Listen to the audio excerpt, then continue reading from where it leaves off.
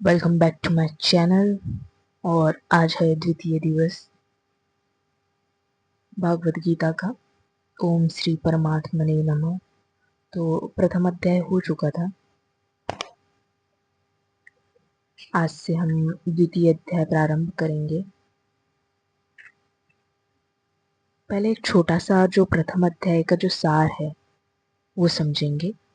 प्रथम अध्याय गीता की प्रवेशिका है, जिसमें आरंभ में पति को प्रतीत होने वाला उलझनों का चित्रण है। लड़ने वाले संपूर्ण कौरव पांडव है, किंतु संशय का पात्र मात्र अर्जुन है।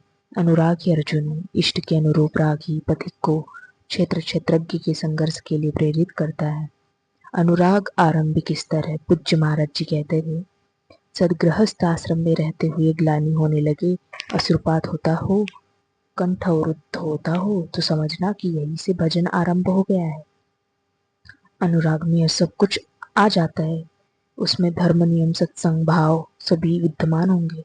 अनुराग के प्रथम चरण में पारिवारिक मोह बाधक बनता है। पहले मनुष्य चाहता है कि वह उस परम सत्य को प्राप्त कर ले, किंतु आगे बढ़ने पर वह देखता है कि इन मधुर संबंधों का उच्छेद करना होगा। तब हताश हो जाता है। वह पहले से जो कुछ धर्म कर्म मानकर करता था उतने में ही संतोष करने लगता है। अपने मोह की पुष्टि के लिए वह प्रचलित रूढ़ियों का प्रमाण भी प्रस्तुत करता है, जैसा अर्जुन ने किया कि कुल धर्म सनातन है, युद्ध से सनातन धर्म का लोप होगा, कुल क्षय होगा, स्वैराचार फैलेगा। यह अर्जुन का उत्तर नहीं था, बल्कि सदगुरु के सानिध्य से पूर्व अपनाई गई एक कुरीति मात्र थी। इन्हीं कुरीतियों में फंसकर मनुष्य पृथक पृथक धर्म अनेक संप्रदाय छोड़े बड़े कूट गूट और असंख्य जातियों की रचना कर लेता है। कोई नाक दबाता है तो कोई कान फाड़ता है, किंतु किसी ने छूने से धर्म नष्ट होता है तो कहीं रोटी पानी से धर्म नष्ट होता है। तो क्या अछूत छूने वालों का दोष है? कदापि नहीं। दोष हमारे ब्रह्मदाताओं का है। धर्म के नाम पर कुरीति के शिकार है, इसलिए दोष हमारा है। महात्मा बुद्ध के समय में केस कंबल एक संप्रदाय था, जिसमें केस को बढ़ाकर कंबल की तरह प्रयोग करने को पूर्णता का मानदंड माना जाता था। कोई गोवृत्तिक गाय की भांति रहने वाला था तो कोई कुकुरवृत्तिक यानी कुत्ते की तरह खाने पीने रहने वाला। ब्रह्म विद्या का इनमें से कोई संबंध नहीं है।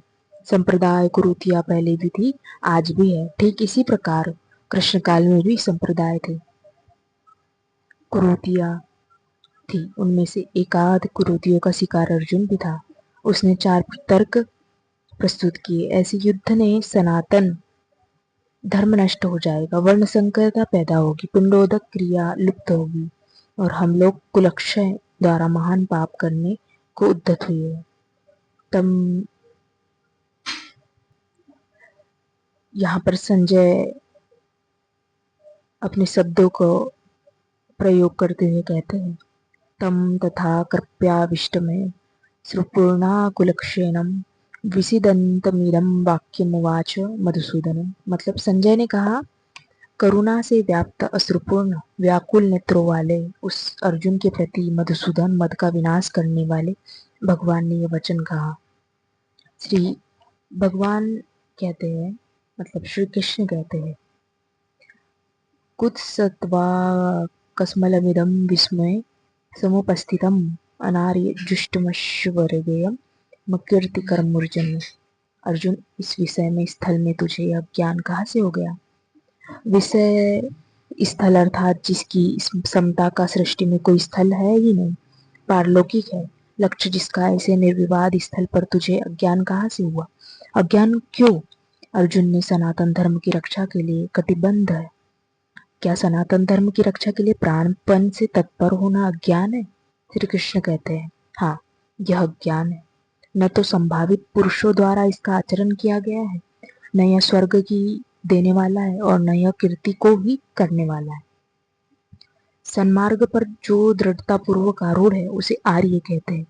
गीता आर्य संहिता है। परिवार के लिए मरना मिटना यदि अज्ञान न होता तो महापुरुष उस अवश्य चले होते। यदि कुल धर्म ही सत्य होता तो स्वर्ग और कल्याण की श्रेणी अवश्य बनती। यह कीर्तिदायक भी नहीं है। मीरा भजन करने लगी तो लोग कहे मीराबाई, मीरा भई बावरी, सास कहे कुलनासरी। जिस परिवार, कुल और मर्यादा के लिए मीरा की सास बिलख रही थी, आज उस कुलवंती सास को कोई नहीं जानता। मीरा को विश्व जानता है। ठीक इसी प्रकार परिवार के लिए जो परेशान है, उनकी भी कीर्ति कब तक रहेगी? जिसमें कीर्ति नहीं, कल्याण नहीं, श्रेष्ठ पुरुषों ने भूलकर भी जिसका आचरण नहीं किया, तो सिद्ध है कि वह अज्ञान है। क्लेबयम मा स्मः गमः पार्थ न तत्त्वययुपपद्यते क्षुद्रम हृदय दौर्बल्यम तयक्तवोत्तिष्ठत परंतप। अर्जुन, नपुंसकता को मत प्राप्त हो। क्या अर्जुन नपुंसक था? क्या आप पुरुष है? नपुंसक वह है जो पुरुष से हीन हो। सब अपनी क्षमता से पुरुषार्थ ही तो करते हैं। किसान रात दिन खून पसीना एक करके खेत में पुरुषार्थ ही तो करता है। कोई व्यापार में पुरुषार्थ समझता है तो कोई पद का दुरुपयोग करके पुरुषार्थ बनता है। जीवन भर पुरुषार्थ करने पर भी खाली हाथ जाना पड़ता है। स्पष्ट है कि यह पुरुषार्थ नहीं है, शुद्ध पुरुषार्थ है आत्मदर्शन। गार्गी ने याज्ञवल्क्य से कहा, नपुंसकः पुमानः ज्ञेयो यो न वेत्ति हृदि स्थितं पुरुषं स्वप्रकाशं तमानंदात्मा नमव्ययम्। वह पुरुष होते हुए भी नपुंसक है जो हृदय स्थल आत्मा को नहीं पहचानता। वह आत्मा ही पुरुष स्वरूप स्वयं प्रकाश, उत्तम, आनंद युक्त और अव्यक्त है। उसे पाने का प्रयास ही पौरुष है। अर्जुन, तू नपुंसकता को न प्राप्त हो, यह तेरे योग्य नहीं। ये परंतप हृदय की क्षुद्र दुर्बलता को त्याग कर युद्ध के लिए खड़ा हो। आसक्ति को त्याग करो, यह हृदय की दुर्बलता मात्र है। इस पर अर्जुन ने तीसरा प्रश्न प्रस्तुत किया। अर्जुन कहते हैं, कथम विस्ममहं संख्ये द्रोणं च मधुसूदनम् इसुभिः प्रतियोष्यामि पूजा हार्वरिसुदनम्। अहंकार का समन करने वाले मधुसूदन, मैं रणभूमि में पितामह भीष्म और आचार्य द्रोणाचार्य से किस प्रकार बाणों से युद्ध करूंगा, क्योंकि अरिसूदन वे दोनों ही पूजनीय हैं। द्वैत ही द्रोण प्रभु अलग है, हम अलग है। द्वैत का यह भानी प्राप्ति की प्रेरणा का आरंभिक स्रोत है। यही द्रोणाचार्य का गुरुत्व है। ब्रह्म ही भीष्म है। जब तक भ्रम है तभी एक बच्चे, परिवार, रिश्तेदार सभी अपने लगते हैं। अपना लगने में भ्रम ही माध्यम है। आत्मा इन्हीं को पूज्य मानकर इनके साथ रहता है। यह पिता है, दादा है, कुलगुरु है इत्यादि साधन के पूर्ति काल में गुरु न चेला पुरुष अकेला न बंधुनम मित्रम गुरु नैर्व शिष्य चिदानंद स्वरूपा शिवोहम शिवोहम। जब चित्त उस परमानंद में विलीन हो जाता है, तब न गुरु ज्ञानदाता और न शिष्य गुरु ग्रहण करता ही रह जाता है। यही परम ही स्थिति है। गुरु का गुरुत्व प्राप्त कर लेने पर गुरुत्व एक जैसा हो जाता है। श्री कृष्ण कहते हैं, अर्जुन तुम मुझ में निवास करेगा। जैसे श्री कृष्ण वैसे ही अर्जुन, और ठीक वैसा ही प्राप्ति वाला महापुरुष हो जाता है। ऐसा व्यवस्था में गुरु का भी विलय हो जाता है, गुरुत्व हृदय में प्रवाहित हो जाता है। अर्जुन गुरु पद की ढाल बनाकर इस संघर्ष में प्रवृत्त होने से कतराना चाहता है। वह कहता है, गुरुन् हन्ता हि महानुभावन् श्रेयो भोक्तुम् भक्ष्यमपीहं लोके हत्वार्थ कामास्तं गुरुनिहैव भनंजीय भोगान रुद्धिर प्रदिग्धान।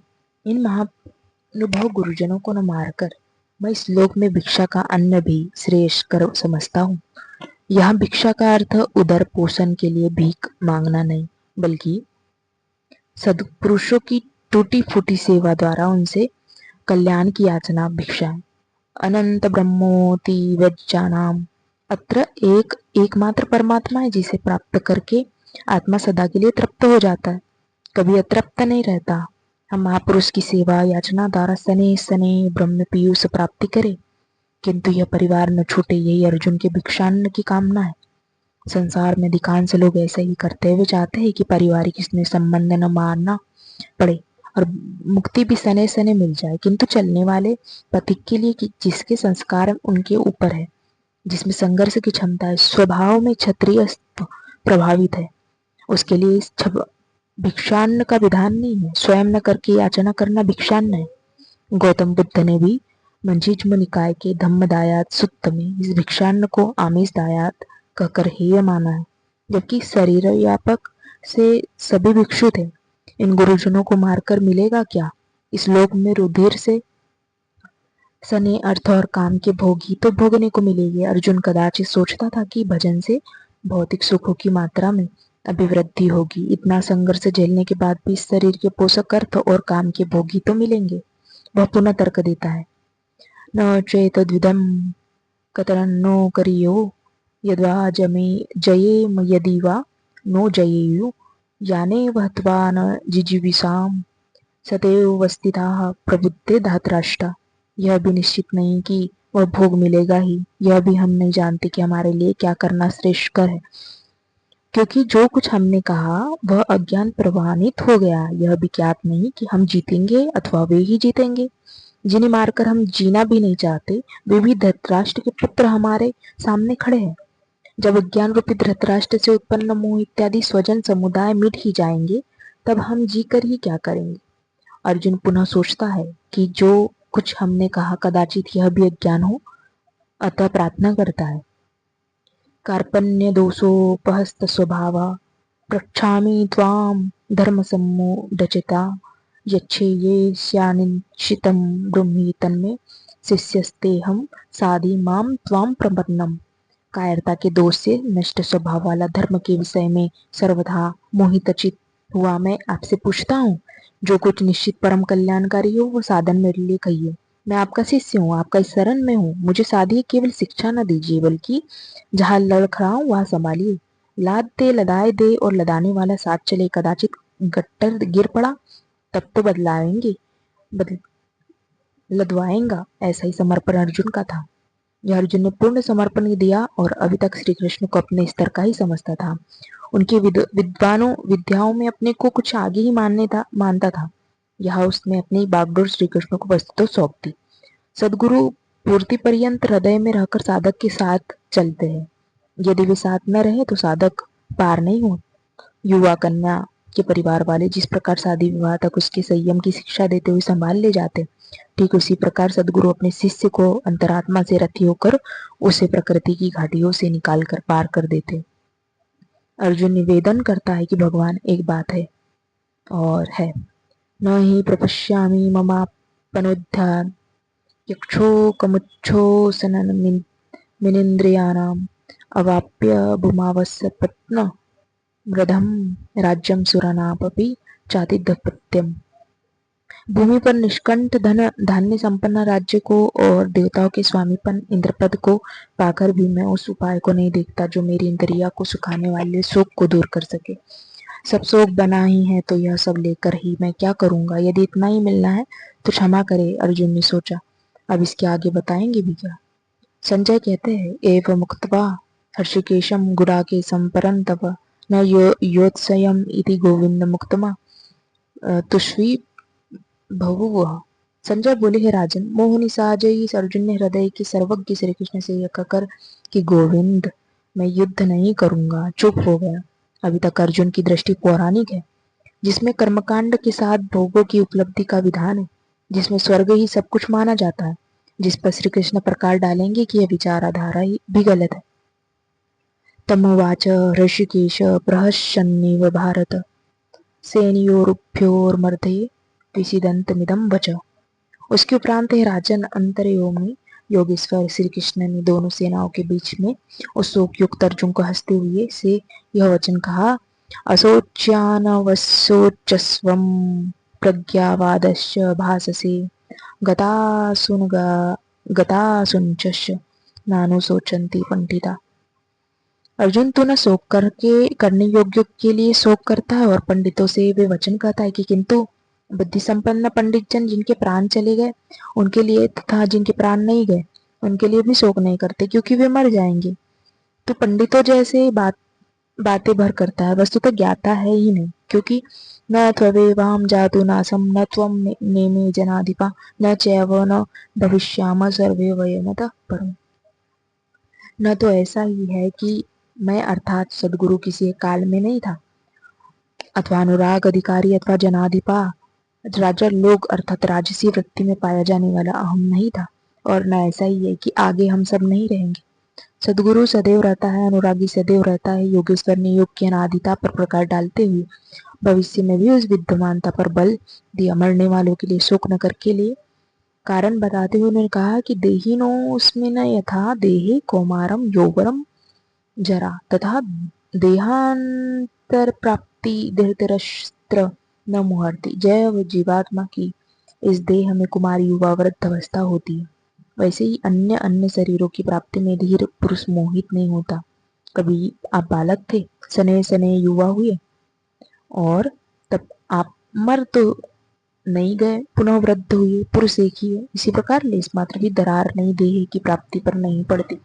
कलेवर का यह परिवर्तन तब तक चलेगा जब तक परिवर्तन से परे वस्तु नहीं मिल जाती।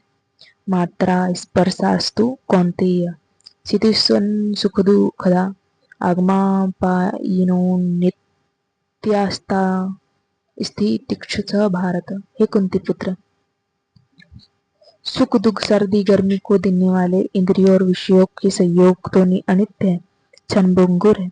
अतः भरतवंशी अर्जुन, तू इनका त्याग कर। अर्जुन इंद्रिय और विषय के संयोग जन्य सुख का स्मरण करके ही विकल था। कुल धर्म, कुल गुरुओं की पूज्यता इत्यादि इंद्रियों के लगाव के अंतर्गत है कि ये क्षणिक है, झूठे है, नासवान है। विषयों का संयोग न सदैव मिलेगा और न सदैव इंद्रियों में क्षमता ही रहेगी। अतः अर्जुन, तू इतना त्याग कर, सहन कर। क्यों? क्या हिमालय की लड़ाई थी जो अर्जुन सर्दी से करता, अथवा क्या रेगिस्तान की लड़ाई जहां अर्जुन गर्मी सहन करता? कुरुक्षेत्र जैसे कि लोग बाहर बताते हैं समशीतोष्ण स्थलीय, कुल 18 दिन तो लड़ाई हुई। इनमें से कहा जड़ा जाड़ा गर्मी बीत गई। वस्तुतः सर्दी गर्मी दुख सुख मान अपमान को सहन करना क्या एक योगी पर निर्भर करता है? यह हृदय देश की लड़ाई का चित्रण है। बाहर युद्ध के लिए गीता नहीं कहती, यह क्षेत्र क्षेत्रज्ञ का संघर्ष है, जिसमें आसुरी संपद का सर्वथा समन कर परमात्मा में स्थित दिलाने वाली देवी संपद विशांत हो जाती है। जब विकार है ही नहीं तो सजातीय प्रवृत्तियां किस प्रकार आक्रमण करें? अतः पूर्णता के साथ वे भी शांत हो जाते। इससे पहले नहीं, गीता अंतर्देश की लड़ाई का चित्रण है। इस त्याग से मिलेगा क्या? इससे लाभ क्या?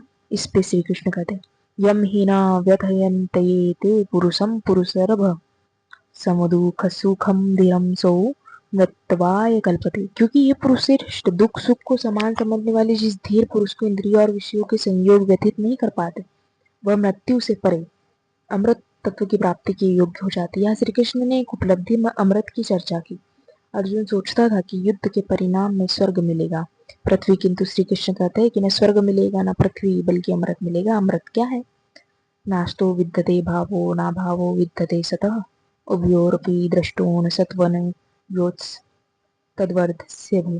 अर्जुन, असत वस्तु का अस्तित्व नहीं है, वह है ही नहीं, उसे रोका नहीं जा सकता। सत्य का तीनों काल में अभाव नहीं है, उसे मिटाया ना जा सकता। अर्जुन ने पूछा, क्या भगवान होने के नाते आप कहते? श्री कृष्ण बताया, मैं तो कहता ही हूँ कि इन दोनों का ही अंतर हमारे साथ साथ तत्वदर्शियों द्वारा भी देखा गया। श्री कृष्ण ने वही सत्य दोहराया जो तत्वदर्शियों ने कभी देख लिया था। श्री कृष्ण भी एक तत्वदर्शी महापुरुष थे। परम तत्व परमात्मा का प्रत्यक्ष दर्शन करके उसमें स्थित वाले तत्वदर्शी कहलाते हैं। सत और असत है क्या? इस पर कहते हैं, अविनाशी तु तद्दिदीदि येन सर्वविदं ततं विनाशमव्ययस्यास्य न कश्चित् कर्तुमर्हति। नासरहित तो वह है जिसमें वह संपूर्ण जगत व्याप्त है। इस अव्यवस्था अविनाशी का विनाश करने में कोई समर्थ नहीं है, किंतु इस अविनाशी अमृत का नाम क्या है? वह कौन है? अंतवंत इमे देहा नित्यस्योक्ता शरीरिणी अनाशिनो प्रमेयस्य तस्माद्युतस्य भारत। अविनाशी अप्रमेय नित्य स्वरूप आत्मा के ही सभी शरीर नाशवान कहे गए। इसलिए भरतवंशी अर्जुन, तो युद्ध कर। आत्मा ही अमृत है, आत्मा ही अविनाशी जिसका तीनों काल में नाश नहीं होता। आत्मा ही सत है, शरीर नाशवान है, यही असत है जिसका तीनों काल में अस्तित्व नहीं। शरीर नाशवान है, इसलिए तो युद्ध कर। इस आदेश से यह स्पष्ट नहीं होता कि अर्जुन केवल कौरवों को मारे। पांडव पक्ष में भी तो शरीर ही खड़े थे। क्या पांडवों के शरीर अविनाशी थे? यदि शरीर नाशवान है तो श्री कृष्ण किसकी रक्षा में खड़े थे? क्या अर्जुन कोई शरीरधारी था? शरीर तो असत है जिसका अस्तित्व नहीं है, जिससे रोका नहीं जा सकता। क्या श्री कृष्ण उस शरीर की रक्षा में खड़े थे? यदि ऐसा है तो अविवेकी मूढ़ है, क्योंकि आगे श्री कृष्ण स्वयं कहते हैं, जो केवल शरीर के लिए ही पचता है, श्रम करता है, अविवेकी मूढ़ बुद्धि है, वह पापायु पुरुष व्यर्थ ही जीता है। अंततः अर्जुन कौन था? वस्तुतः अनुरागी अर्जुन। अनुराग का अर्थ, अनुरागी के लिए इष्ट सदैव रथी बनकर साथ में रहते हैं। सखा की भांति मार्गदर्शन करते हैं। आप शरीर नहीं है, शरीर को आवरण रखने वाला का मकान है, उसमें रहने वाले अनुराग पूरित आत्मा। भौतिक युद्ध मारने काटने में शरीर का अंत नहीं होता। यह शरीर छूटेगा तो आत्मा दूसरा शरीर धारण कर लेगा। ये इसी संदर्भ में श्री कृष्ण कह चुके हैं, जिस प्रकार बाल्यकाल से युवा वृद्धावस्था आती है, उसी प्रकार देहांतर की प्राप्ति होती है। शरीर काटेंगे तो जीवात्मा नया वस्त्र बदल लेगा। शरीर संस्कारों के आश्रित है और संस्कार मन पर आधारित है। मन एवं अनुष्यानाम कारणम बंध मोक्षय, मन का सर्वथा निरोध होता, अचल स्थित ठहरना, अंतिम संस्कार का विलय एक ही क्रिया है। संस्कारों की सतह का टूट जाना शरीरों का अंत है। इसे तोड़ने के लिए आपको आराधना करनी होगी, जिसे श्री कृष्ण ने कर्म या निष्काम कर्मयोग की संज्ञा दी थी। श्री कृष्ण ने स्थान पर अर्जुन को युद्ध की प्रेरणा दी, किंतु एक भी श्लोक ऐसा नहीं है जो भौतिक युद्ध मारकाट का समर्थन करता। यह युद्ध सजाति विजाति प्रवृत्तियों का है। अंतर्देश में यह एनम वेत्ति हंतारम यक्षेनम मन्येत हतम उभो तो न विजानीतो या नायम हंति न हन्यते। जो इस आत्मा को मारने वाला मानता है तथा जो इस आत्मा को मरा हुआ समझता है, वे दोनों ही आत्मा को नहीं जानते, क्योंकि आत्मा न तो मरती है न मारता है, पुनः इसी पर बल देते हैं। न जायते म्रियते वा कदाचित् त्रायं भूत्वा भविता वा न विभुः अजो नित्या स्वास्थ्यं पुराणो न हन्ते हन्यमाने शरीरे हन्यमाने शरीरे। यह आत्मा किसी काल में न तो जन्मती है और न मरता है, क्योंकि यह वस्त्र ही तो बदलता है। न आत्मा होकर अन्य कुछ होने वाला है, क्योंकि यह अजन्मा है, नित्य है, शाश्वत है, पुरातन है। शरीर के नाश होने पर भी इसका नाश नहीं होता। आत्मा ही सत्य, आत्मा ही पुरातन है, आत्मा ही शाश्वत है, सनातन है। आप कौन है? सनातन धर्म के अनुयायी। सनातन कौन है? आत्मा। आत्मा आप आत्मा के अनुयायी हैं। आत्मा परमात्मा और ब्रह्म एक दूसरे के पर्याप्त है। आप कौन है? शाश्वत धर्म के उपासक। शाश्वत कौन है? आत्मा है। अर्थात आप आत्मा के उपासक है। यदि आप आत्मिक पद को नहीं जानते हो तो आपके पास शाश्वत सनातन नाम की कोई वस्तु नहीं है। उसके लिए आप आहे भरते हैं तो प्रत्याशी अवश्य, किंतु सनातन धर्मी नहीं है तो सनातन धर्म के नाम पर किसी कुरीतियों की शिकार है। देश विदेश में मानव मात्र में आत्मा एक ही जैसा है। इसलिए विश्व में कहीं भी कोई आत्मा की स्थिति दिलाने वाले क्रिया जानना है और उस पर चलने के लिए प्रत्यक्षशील है तो सनातन धर्मी है, चाहे वह अपने को ईसाई मुसलमान यहूदी कुछ भी क्यों न कहे। वेदा विनाशिनम नित्यम ये एनमजमव्ययम कथम स पुरुषः पार्थम कम घातयन्ति हन्ति कम। पार्थिव शरीर को रथ बनाकर भर्म रूपी लक्ष्य पर अचूक निशाना लगाने वाले प्रथापुत्र अर्जुन, जो पुरुष इस आत्मा को नाश रहित नित्य जन्मा और अव्यक्त जानता, वह पुरुष कैसा किसी को मरवाता है और कैसे किसी को मारता है। अविनाशी का विनाश असंभव है। अजन्मा जन्म नहीं लेता, अतः शरीर के लिए शोक नहीं करना चाहिए। इसी को उदाहरण से स्पष्ट कहते हैं, वासासिं जिनार्णिं यथा विहाय नवानि गृह्णाति नरो पराणि तथा शरीरानि विहाय जीर्णा नयन्यानि शय्याति नवानि देहि। जैसे मनुष्य जीर्णानि वसांसी जीर्ण शीर्ण पुराने वस्त्रों को त्याग कर नए वस्त्रों को ग्रहण करता, ठीक वैसे ही यह जीवात्मा पुराने शरीरों को त्याग कर दूसरे नए शरीर को धारण करता है। जीर्ण होने पर ही नया शरीर धारण करना, शिशु क्यों मर जाते हैं? वस्त्र तो और विकसित होना चाहिए। वस्तुतः शरीर संस्कारों पर आधारित है। जब संस्कार जीर्ण होते हैं तो शरीर छूट जाता है। यदि संस्कार 2 दिन का है तो दूसरे दिन ही शरीर जीर्ण हो गया। इसके बाद मनुष्य एक श्वास भी अधिक नहीं जीता। संसार ही शरीर है। आत्मा संस्कारों के अनुसार नया शरीर धारण कर लेता है। अतः खलु कर्तुमय पुरुषो यथा कर्तुरस्मल्लोके पुरुषो भवति तथेतः प्रत्यय भवति। अर्थात यह पुरुष निश्चय ही संकल्पीय है। इस लोक में पुरुष जैसा निश्चय वाला होता वैसा ही यहाँ से मरकर जाने पर होता है। अपने संकल्प से बनाए हुए शरीरों में पुरुष उत्पन्न होता है। इस प्रकार मनुष्य शरीर का परिवर्तन मात्र है। आत्मा नहीं मरती। पुनः इसके अजरता अमरता पर बल देते हैं।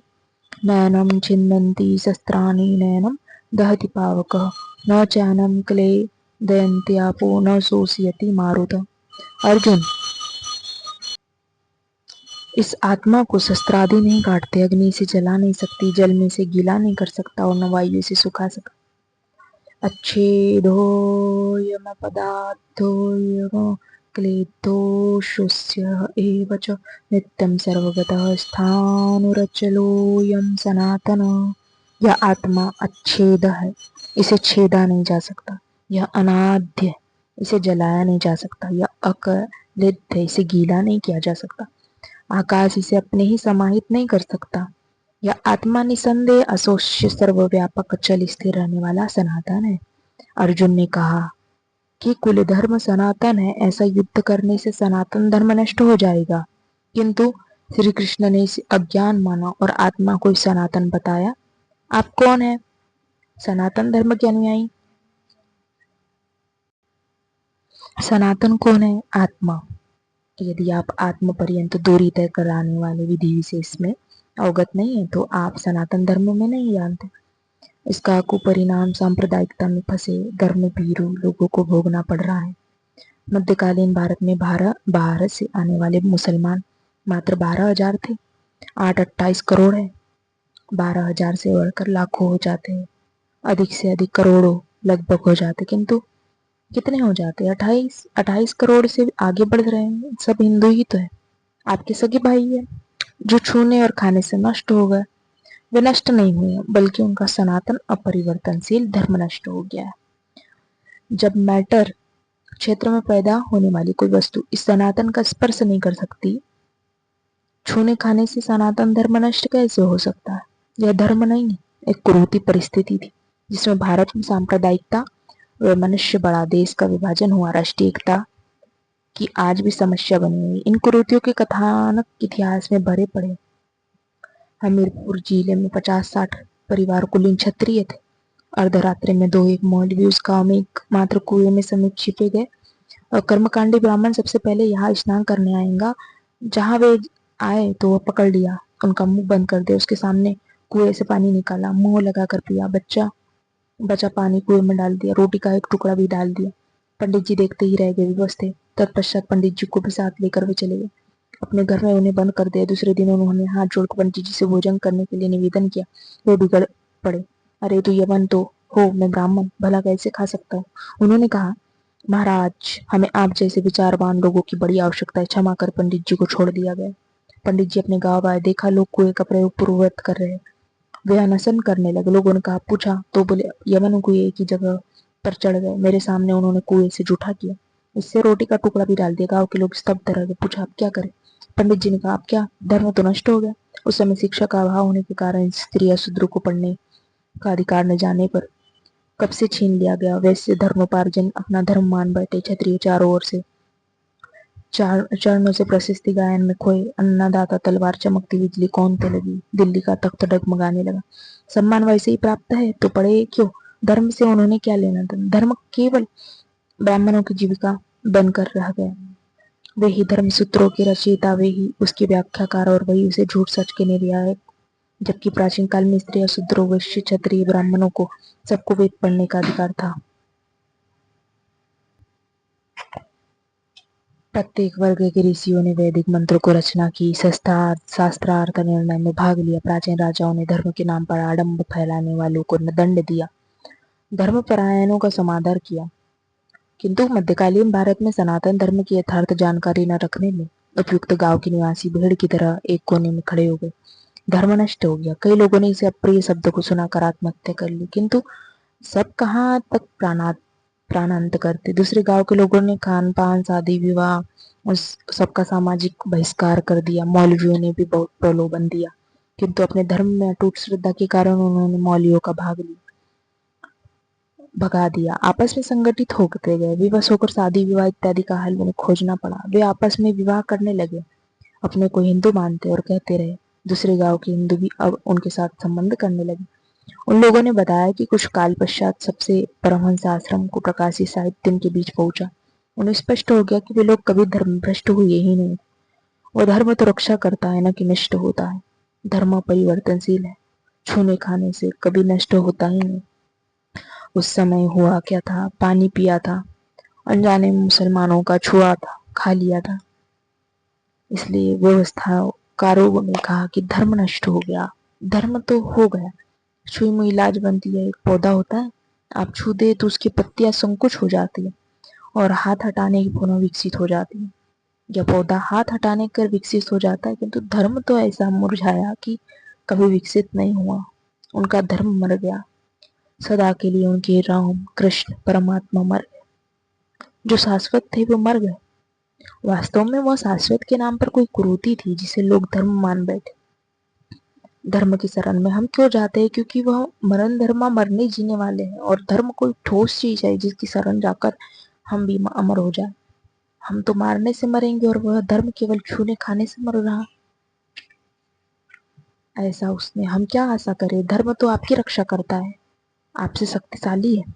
आप तलवार से मरेंगे, किसी शस्त्र से मरेंगे, और धर्म वह छूने से नष्ट होगा। कैसा है आपका धर्म? कुरीतियां नष्ट होती है, न कि सनातन। सनातन तो ऐसी ठोस वस्तु है कि जिसे शस्त्र नहीं काटते, अग्नि जला नहीं सकते, जल से गीला नहीं कर सकते, खान पान तो दूर, प्रकृति में उत्पन्न कोई वस्तु उसका स्पर्श भी नहीं कर पाती, तो वह सनातन नष्ट कैसे हो गया? ऐसा ही कतिपय कुरीतियां महाभारत काल में भी थी। उनका शिकार अर्जुन भी था। उसने विलाप करते हुए गिड़गिड़ा कर कहा कि कुल धर्म सनातन है, युद्ध से सनातन धर्म नष्ट हो जाएगा। कुल धर्म नष्ट होने से हम अनंत काल तक नरक में चले जाएंगे। किंतु श्री कृष्ण ने कहा, तुझे अज्ञान कहाँ से उत्पन्न हो गया? सिद्ध है कि वह कोई कुरीति थी। तभी तो श्री कृष्ण ने उसका निराकार किया, बताया कि आत्मा ही सनातन है। यदि आप आत्मिक पथ में नहीं जानते तो सनातन धर्म में आपका आपका अभी तक प्रवेश नहीं हुआ है।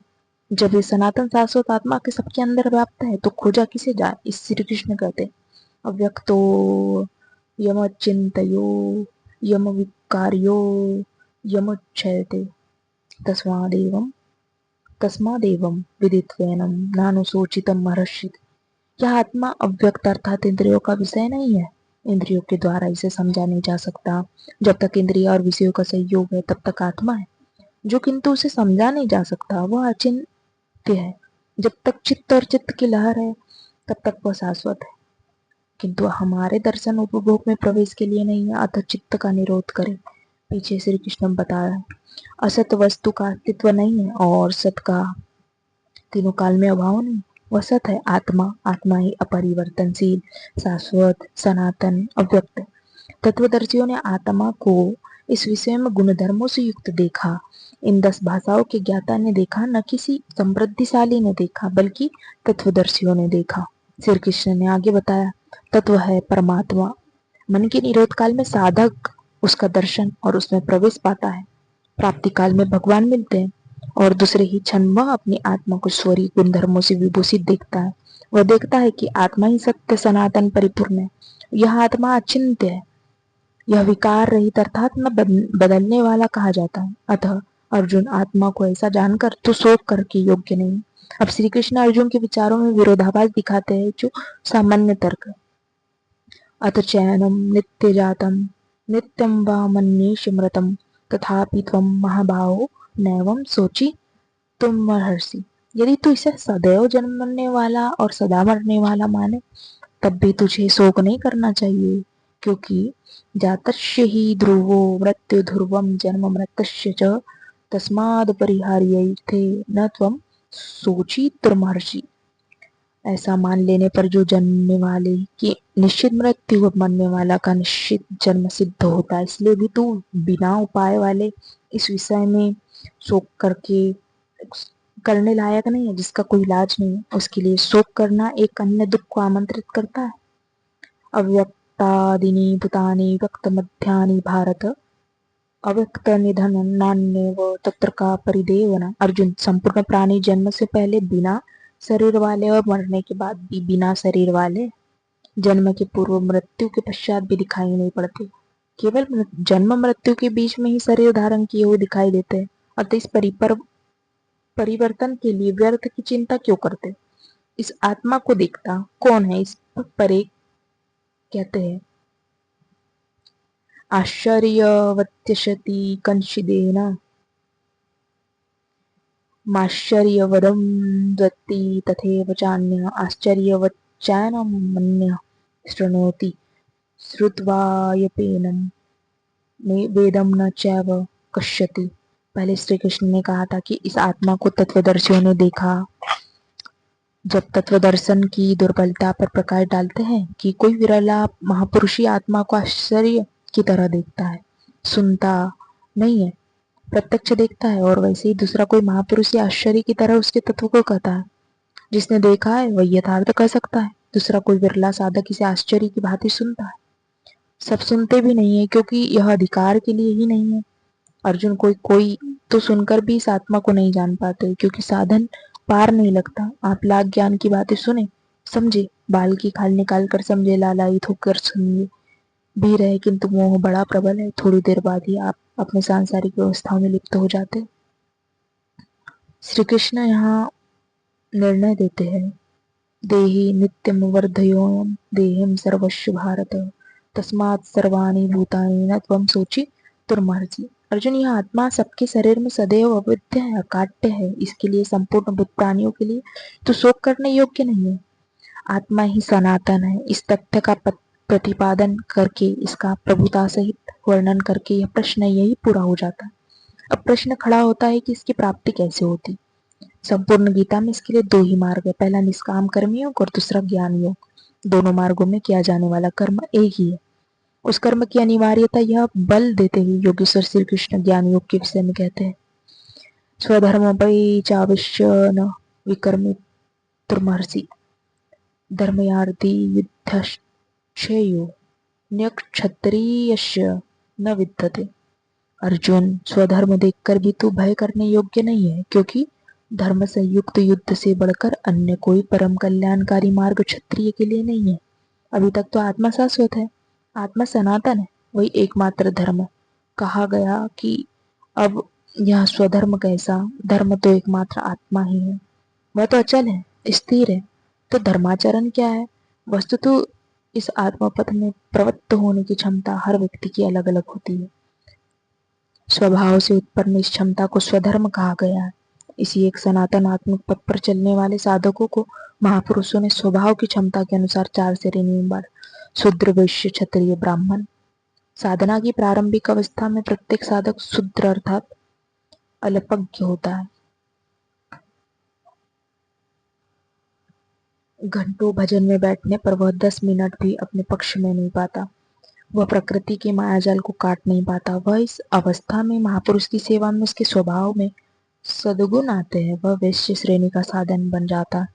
आत्मिक संपत्ति ही स्थिर संपत्ति है, इसका वह स्नेह स्नेह संग्रह और गोपालन अर्थात इंद्रियों की सुरक्षा करने में सक्षम हो जाता है। काम, क्रोध इत्यादि से इंद्रियों की हिंसा होती है तथा विवेक वैराग्य से इनकी सुरक्षा होती है, किंतु प्रकृति को निर्बीज करने की क्षमता उसमें नहीं होती। क्रमशः उन्नति करते करते साधक के अंतःकरण में तीनों गुणों को काटने की क्षमता अर्थात क्षत्रियता आ जाता है। इसी स्तर पर प्रकृति और उसके विकारों को नाश करने की क्षमता आ जाती है। इसलिए युद्ध यही से आरंभ होता है। क्रमशः साधन करके साधक ब्रह्मानत्व की श्रेणी में बदल जाता है। इस समय मन का समन, इंद्रियों का समन, धारावाही चिंतन, सरलता, अनुभव, ज्ञान इत्यादि लक्षण साधन में स्वाभाविक प्रवाहित होते हैं। इन्हीं के अनुष्ठान से चलकर क्रमशः वह ब्रह्मा में प्रवेश पा जाता है, जहाँ वह ब्रह्मा भी नहीं रह पाता। विदेह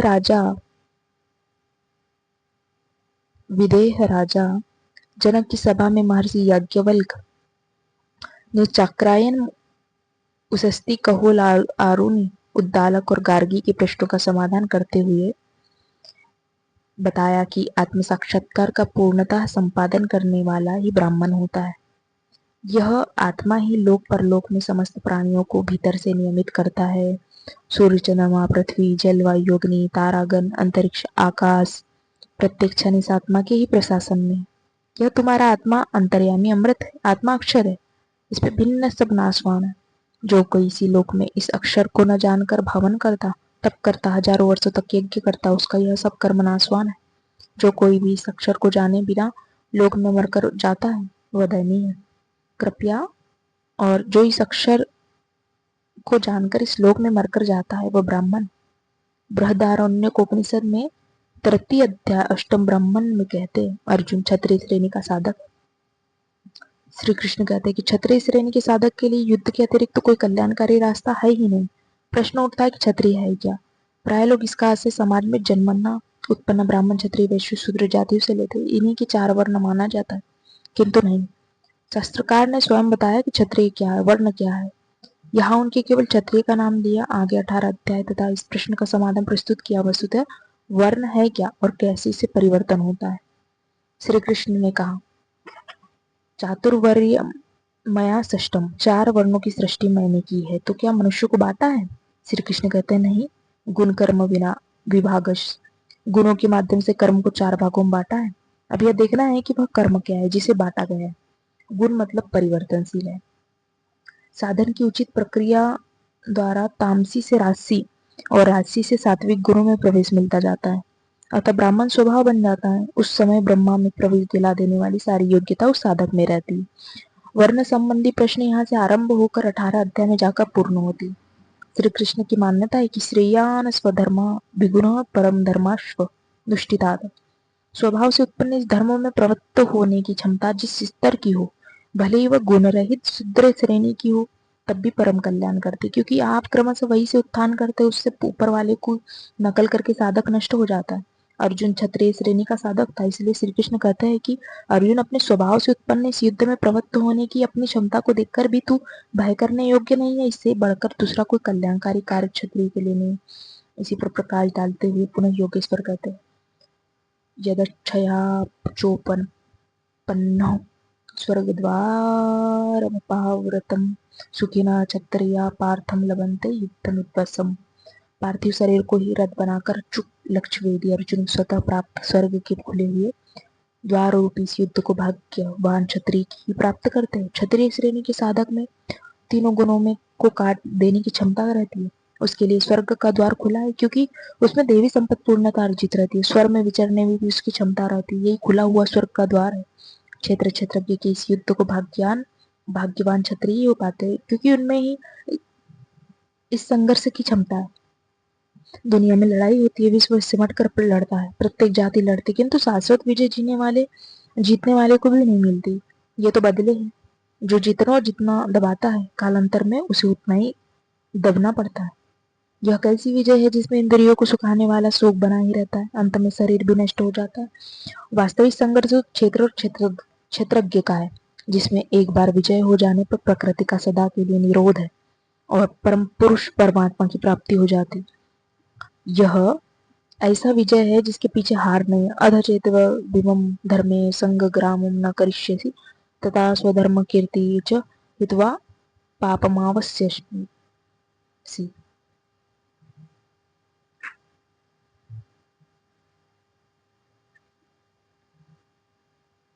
और यदि तू इस धर्म युद्ध संग्राम अर्थात शाश्वत सनातन परम धर्म परमात्मा में प्रवेश दिलाने वाला धर्म युद्ध नहीं करेगा, तो स्वधर्म अर्थात स्वभाव से उत्पन्न संघर्ष करने की क्षमता, क्रिया में प्रवृत्त होने की क्षमता को खोकर पाप अर्थात आवागमन और अपकीर्ति को प्राप्त होगा। अपकीर्ति पर प्रकाश डालते हैं